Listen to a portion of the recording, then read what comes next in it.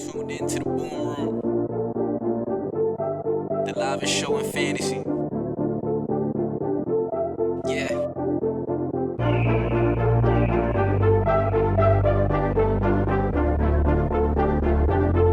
Welcome to host Walt, Igler, Beat It Fantasy League.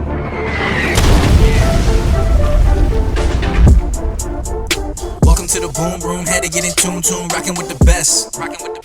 Welcome to the boom room, had to get in tune, roster is a mess. Welcome to the boom room, had to get in tune, in it for the checks. Welcome to the boom room, had to get in tune, in it for respect. Few things to address. D5 think he fly. Welcome to the boom room. I'm back, refreshed, rejuvenated. Listen, shout out VV. What a job. I enjoyed watching you the last 2 weeks. You're going to be a star, and I can't wait to maybe get a chance to host your great show one day. To the moon.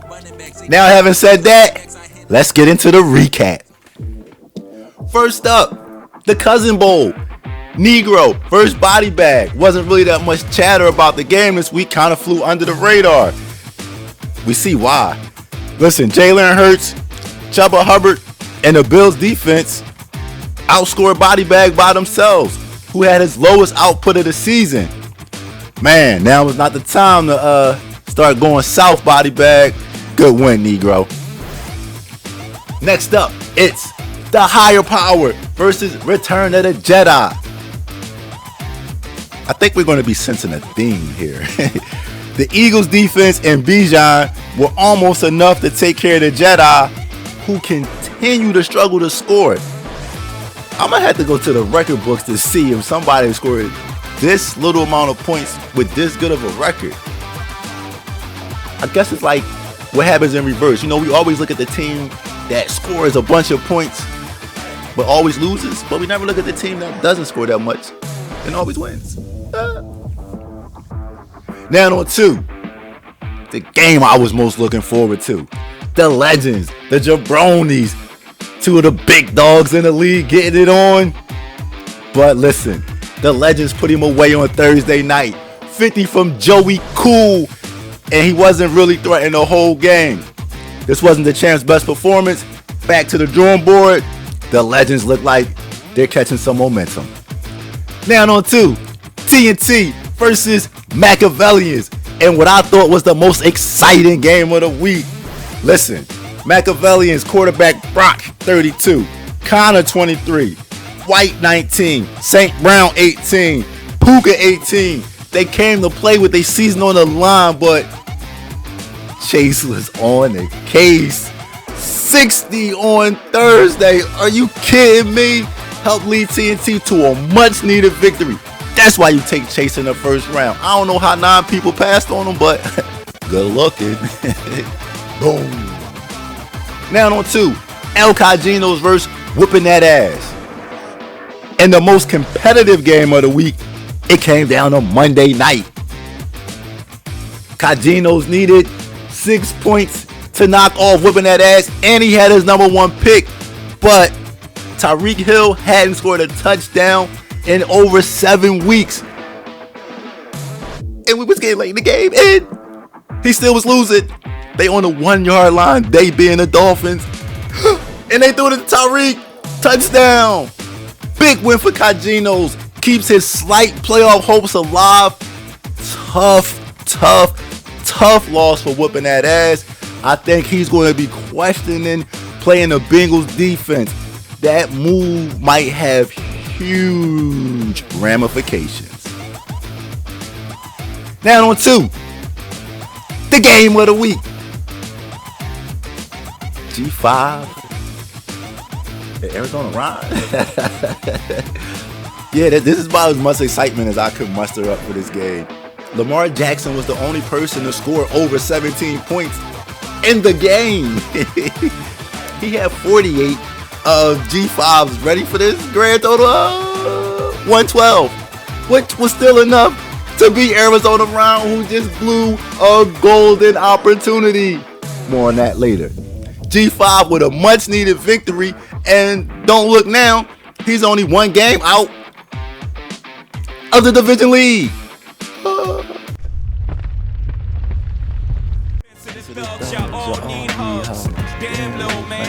Oh, we back. All right, listen. Normally, the committee, remember, they do the tiers, but it's been so many trades this week, and I just didn't want to give my perspective on it. So I sent a lot of the trades that's been made over the past week to 10 days to the committee, and I asked for their input and feedback on it. So this is what the consensus, let's say to speak, the committee had to say about it. First up, Drake London for James Cook and Leggett. The committee said they liked this trade a little bit more for Lincoln Legends. They thought he got the better player in the deal. They liked Leggett as a little sweetener, and they thought Drake London balanced out Lincoln Legends, but they understood TNT's situation and said, I don't think you could have did much better than that. So they kind of liked the trade. They was neutral on it. Next up, a little smaller trade. Hunter Henry for Jerry Jeudy. And they basically said, why are you sending us this? So I guess they, it was inconsequential. It didn't really move the needle. Kev got a lot of tight ends. All right, let's really get into it. J.K. Dobbins for Calvin Ridley. It really, the league had a lot to say about this trade. All I kept hearing was 56. I didn't let the committee see none of that. I wanted them to have an unbiased opinion. But before I get there, I gotta say something. And this is to you, big dog.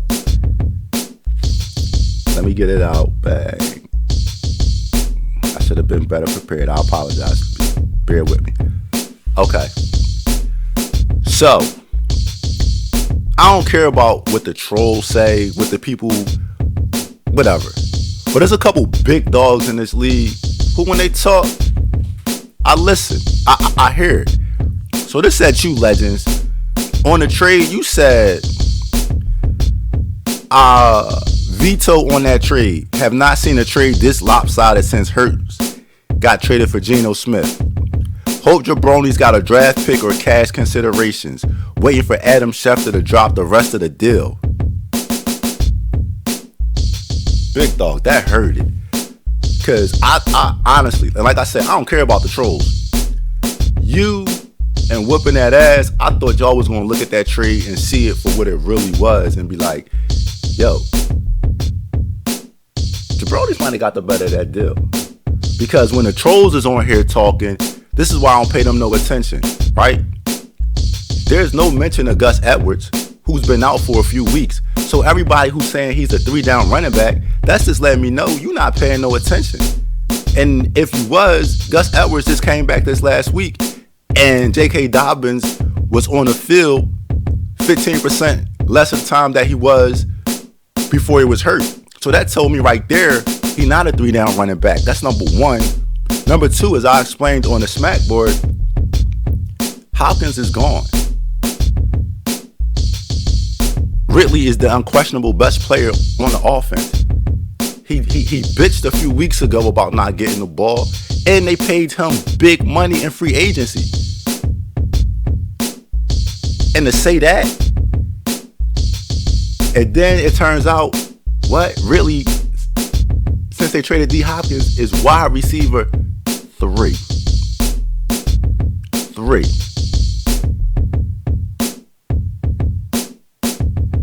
I'm disappointed, big dog. I respect your opinion. I know the work you put in. I'm just disappointed. But now, let's get back to it. The committee kind of foreshadowed, said they thought it was a sneaky good trade for the Jabronis. They said they thought the upside for Calvin Ridley was better than the steadiness of J.K. Dobbins. They felt J.K. Dobbins couldn't go up any higher. He could only go down with Edwards coming back. And they felt as though Calvin Ridley had runway to go off. Not saying that he was, but he had the runway. And I'll say this. The champ is showing why he the champ, and the trolls are showing why they the trolls. Boom. Now on 2. G5 and Lincoln Legends trade.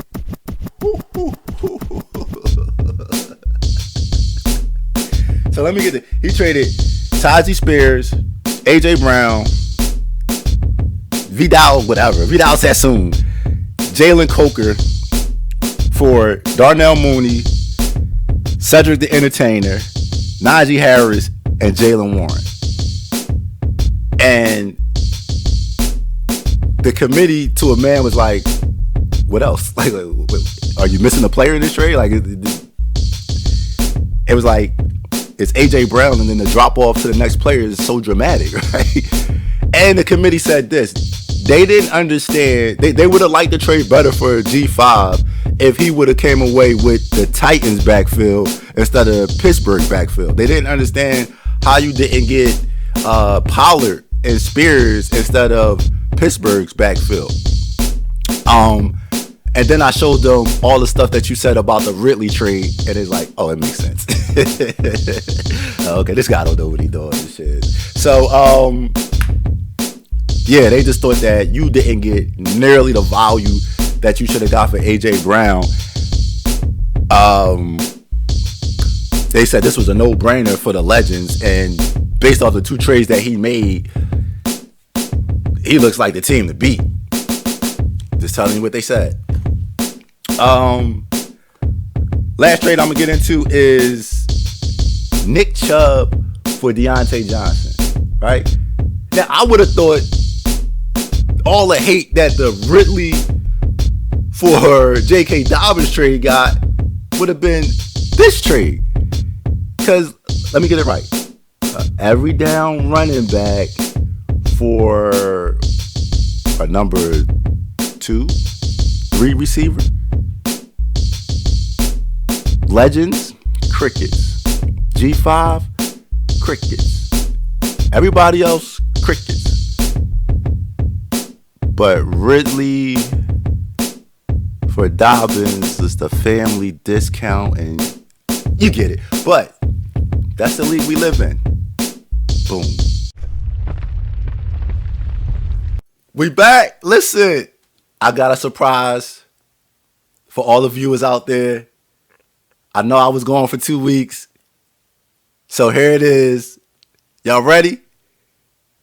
Getting analytical. Getting analytical. Getting analytical. Let's do it. 4 weeks left in the season. We got 8 teams that's tied for the playoffs, basically. And we got a 9th team that's 1 game behind, a 10th team, and an 11th team that's 2 games behind with 4 to go. I plugged all the information into the analytical machine. Boom. And this is what it spit out. I don't know which way should I go. Should I go from worst to best, best to worst, or should I just freestyle and flip around? You know what? We're going to freestyle and flip around, and then we'll give you who the computer says as of today is the 7 teams that will qualify for the playoffs. Let's do it. I'm just going to look. First team up, I'm going to say is... boom. Whooping that ass. The computer says Whooping That Ass has a 49% chance to make the playoffs. They says he has good wins against the higher power, the Legends, and Negro. But he has a couple bad losses. Excuse me. Not bad losses, but he has losses against Body Bag and TNT. The reason that these are being highlighted because these are the teams that he's in direct competition for a playoff spot with. He still has Jabronis, Dame, TNT, and G5 left on his schedule. The problem is the Dame game, he might have some people on bye, of course, against Dame, right?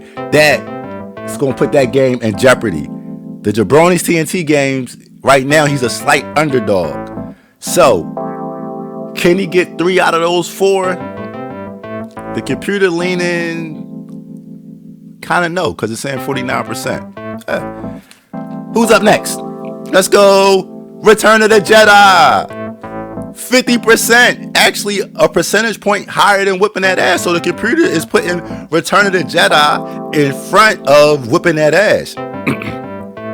The thing is, he has 6 victories, but the schedule is what's important for him.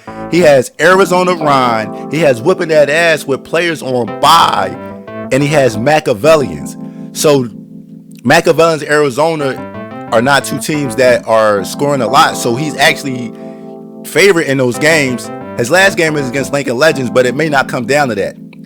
8 wins normally get you in, and the computer is saying because Corey might have some people on bye that week, it gives Return of the Jedi the slight advantage. But whoever wins that game between Return of the Jedi and whipping that ass probably gets the last playoff spot. Now on 2. You ready for this? A team that's outside the playoffs right now, but has a 40% chance, according to our analytics, to get in. You never guess. You ready? Arizona Rhine. That's why the loss to Dre this past week was huge. If he would have won that game against Dre last week, he would have better odds than whipping that ass and Return of the Jedi. His last 4 games, he got Return of the Jedi, Body Bag, Jabronis, and Machiavellians. The computer is saying like he could win 2 of those games, the Body Bag and Jabroni games, if he can find a way to split that. He gets to 7. He has good wins against TNT and Lincoln Legends. Now, theoretically, he's going to have to run the table, but the computer likes his team, and he's not a big underdog to Body Bag or Jabronis. So we'll see. The lowest odds right now belongs to El Cajinos. I ran it twice, Kev. 2% chance they give you to make the playoffs.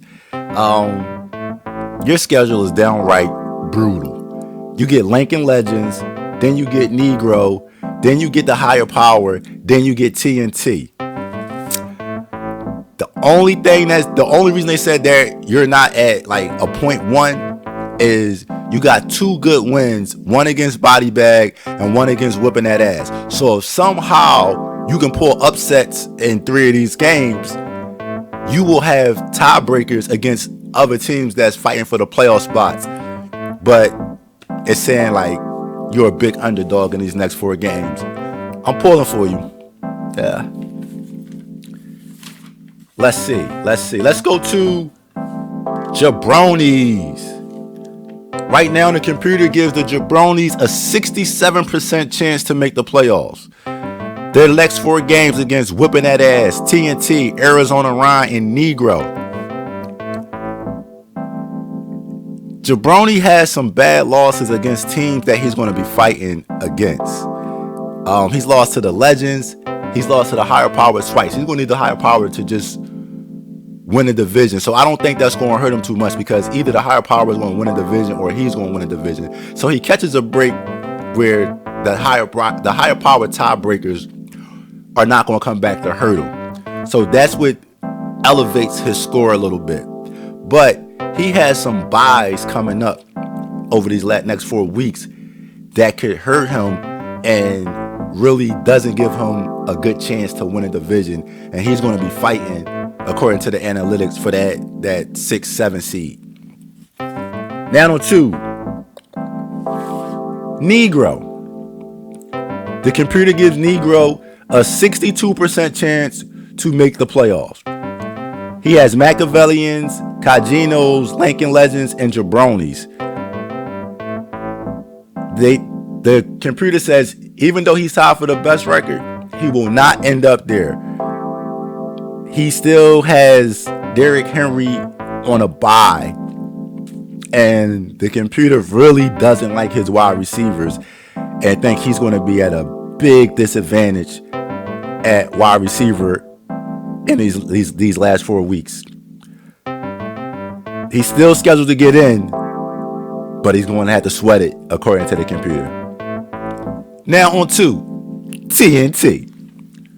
The computer says 74%. The computer likes TNT because they don't have any bad losses.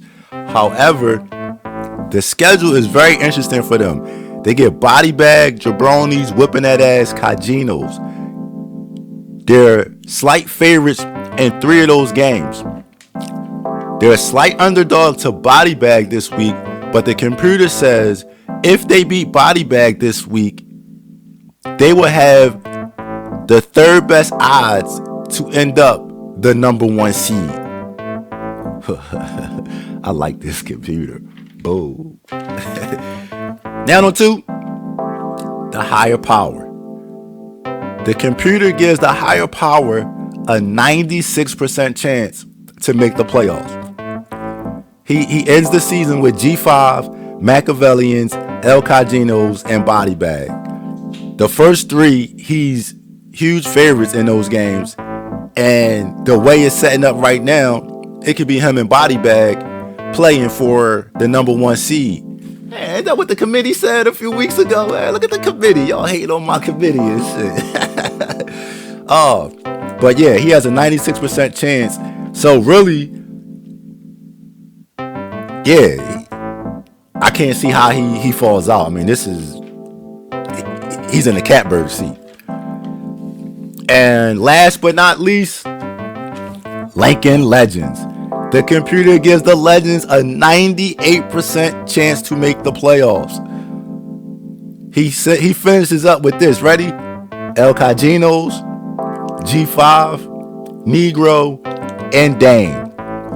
He's a massive favorite in a couple of those games, and he's favorite in all 4 of them. The computer gives Lincoln Legends the 2nd best chance to end up the number 1 seed.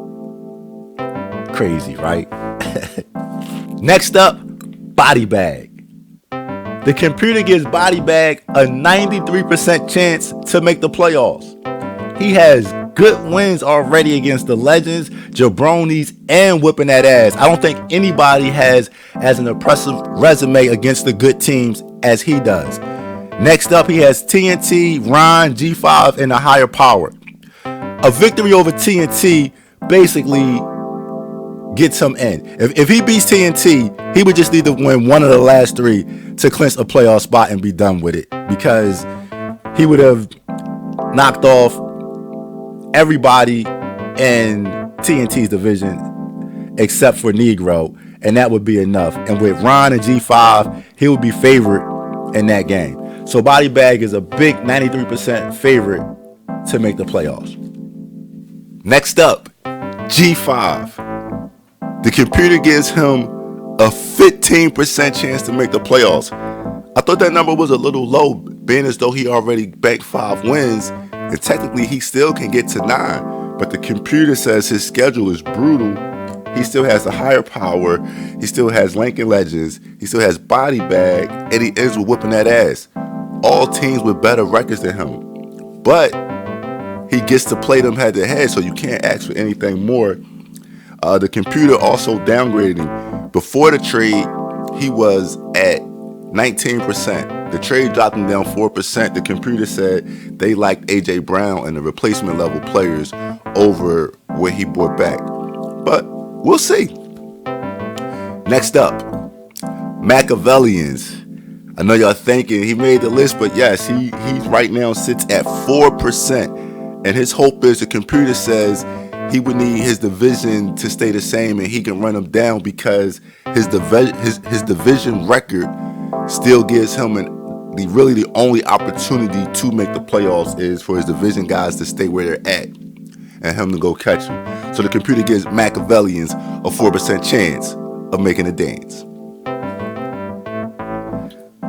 Listen, I hope you enjoyed it, because that was Getting Analytical. Getting Analytical. Getting Analytical. Now on 2, the game of the week. Look, little side note. I talked to Body Bag. We made a bet because he didn't like the Calvin Ridley trade.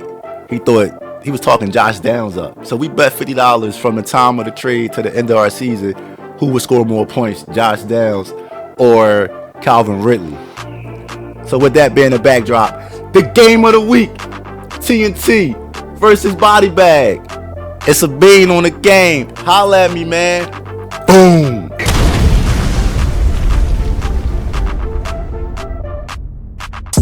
In it for respect, few things to address.